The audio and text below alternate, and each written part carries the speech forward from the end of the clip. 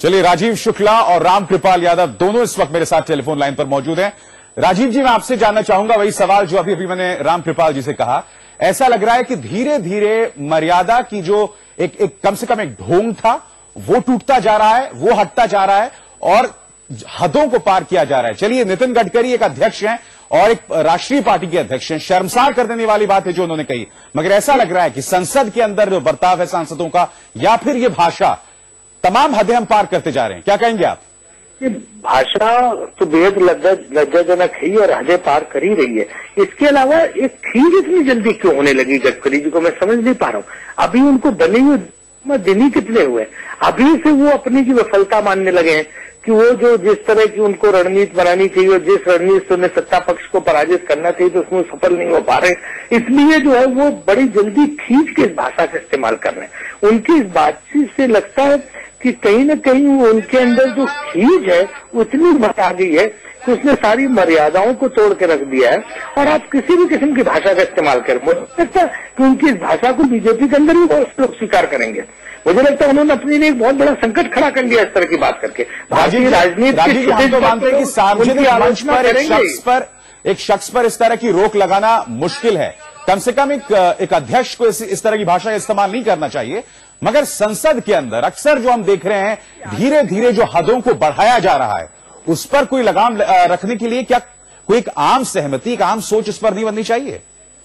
निश्चित रूप से आम सोच होनी चाहिए। इस तरह सारे राजनीतिक दलों को सोचना पड़ेगा। अगर एक राष्ट्रीय अध्यक्ष इस तरह की बात का इस्तेमाल करेगा, वो भी सबसे विपक्ष जो सबसे जिम्मेदार विपक्ष सत्ता पक्ष के बाद जो सबसे बड़ी पार्टी उसका अध्यक्ष इस तरह की भाषा का इस्तेमाल करेगा, जिनका दावा ही है कि वो उनका सारा आधार उनकी पार्टी की जो राजनीतिक सोच है वो मर्यादा, चरित्र, अनुशासन इस पर आधारित है। तो जो इस तरह के दावे करते हैं उनके अध्यक्ष की अगर ये भाषा है, मैंने तो भी सुना कि नागपुर में तो वो बिल्कुल गाली गलौज की भाषा में बात करते हैं, अगर उनकी भाषा है तो मुझे लगता है कि सारे राजनीतिक दलों को एक बार सोचना पड़ेगा कि इसका भी क्या कोड ऑफ कंडक्ट कुछ बनना चाहिए। बिल्कुल। राजीव जी बने रहे हमारे साथ। आप रामकृपाल यादव हमारे साथ पहले से हैं। रामकृपाल जी, आपने मेरे सवाल का जवाब नहीं दिया क्योंकि हमने लालू जी को भी ऐसी ही स्थिति में पहले पाया है। मुख्तार अब्बास नकवी के लिए उन्होंने एक ऐसे जुमले का इस्तेमाल किया था जो हम दोहरा नहीं सकते इस वक्त।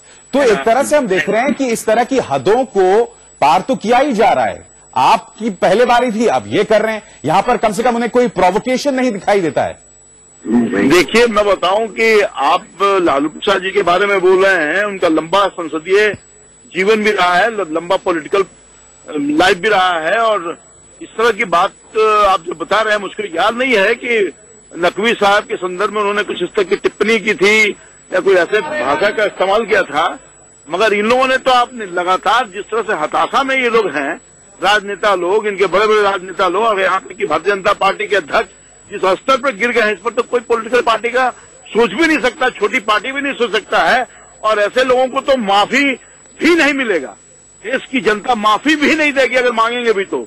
आप अपने स्तर पर क्या करेंगे रामकृपाल जी? आप अपने स्तर पर क्या करेंगे जिस तरह के शब्द उन्होंने आपके नेता के लिए इस्तेमाल किए? देखिए, लोकतंत्र में विरोध का तरीका होता है, मगर ये कोई किसी पार्टी और किसी नेता के विषय में अगर आपकी मानसिकता ओछी हो और खराब मानसिकता हो तो इस तरह की भाषा, हम भी लोकतांत्रिक जो अधिकार हमें मिला है उसका प्रतिकार करेंगे, विरोध करेंगे, जनता के बीच में जाएंगे।